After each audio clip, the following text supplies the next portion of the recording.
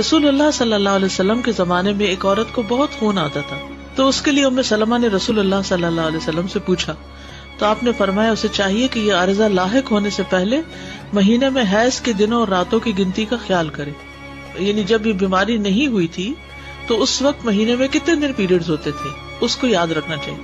تو آپ اپنی بچیوں کو یہ بتائیں جب پہلے پیریڈ شروع ہونا تو ڈائری منگوا کے کہیں کہ نوٹ کرو کس دن شروع ہوا اور کس دن اینڈ ہو رہا ہے. اگلے مہینے بھی ایسے، اگلے مہینے بھی ایسے، 3 مہینے میں پتہ چل جاتا ہے عادت کیا ہے. تو پھر بہت سے شرعی احکام عادت سے دیکھے جائیں گے کہ عورت کی عادت کتنے دن کی ہے. استحاضہ میں بھی جتنے دن کی عادت ہے اس کے بعد نہاؤ، اور اگر چھوٹا موٹا کوئی اسپاٹ لگتا ہے تو اس کو کنسیڈر نہیں کیا جائے. اور ہر ماہ اسی اندازے سے نماز چھوڑ دے. یعنی چاند کی 13 تاریخ کو ہر مہینے ہی پیریڈز ہوتے تھے تو وہ 13 تاریخ کو دیکھتی رہے کہ 13 کب شروع ہو رہی ہے، تو پیریڈز آگے نماز چھوڑ دے. جب یہ دن گزر جائیں تو غسل کر لے اور انڈر ویئر پہن لے اور اس میں نماز پڑھتی رہے، یعنی اپنے پیڈ وغیرہ رکھ کے. ہر نماز کے لیے نیا وضو کرنا.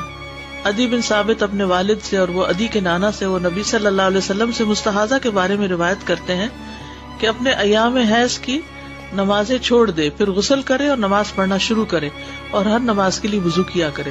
ٹھیک ہے، سمجھ آ گئی. یہی حال لیکوریا کا ہے. چونکہ لیکوریا جو ہے وہ سبیلین سے آتا ہے، اگرچہ اس کا سورس وہ نہیں ہے جو منی کا ہے، یعنی کہ ڈفرینٹ جگہ سے آتا ہے، تو وہ اس کا لیکوڈ تو پاک ہے.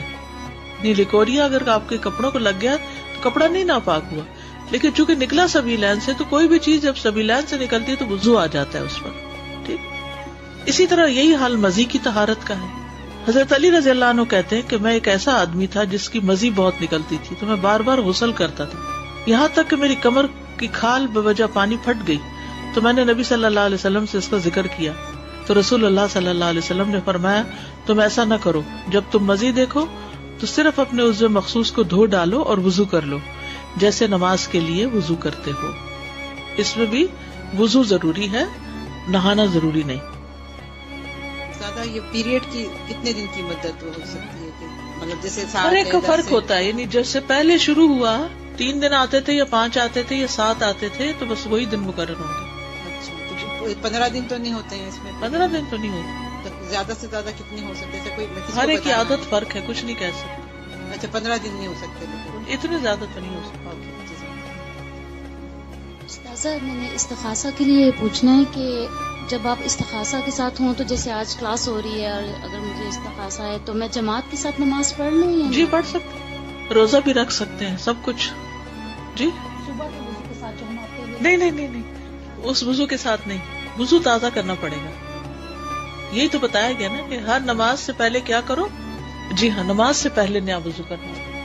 استاذہ لیکوریا کے حوالے سے ایک سوال ہے کہ نماز سے پہلے آپ نے وضو کر دیا، پھر کئی دفعہ نماز کے دوران اگر ہو جائے تو؟ نماز کے دوران چاہے بلیڈنگ ہو، چاہے لیکوریا ہو، چاہے کچھ بھی ہو، ہوتا رہے، سوائے اس کے کہ اگر ونڈ پاس ہو تو پھر وضو ٹوٹ جاتا ہے. سلسل بال بھی یہی ہوتا ہے کہ کچھ لوگوں کو پیشاب کنٹرول نہیں ہوتا بڑی عمر میں، تو وہ پھر ان کا ایک ایک قطرہ قطرہ نکلتا چلا جاتا ہے، تو وہ بھی وضو کر کے نماز شروع کر دے. اور نماز کے بیچ میں جتنا چاہے وہ نکلتا رہے، کنسیڈر نہیں کیا جائے گا.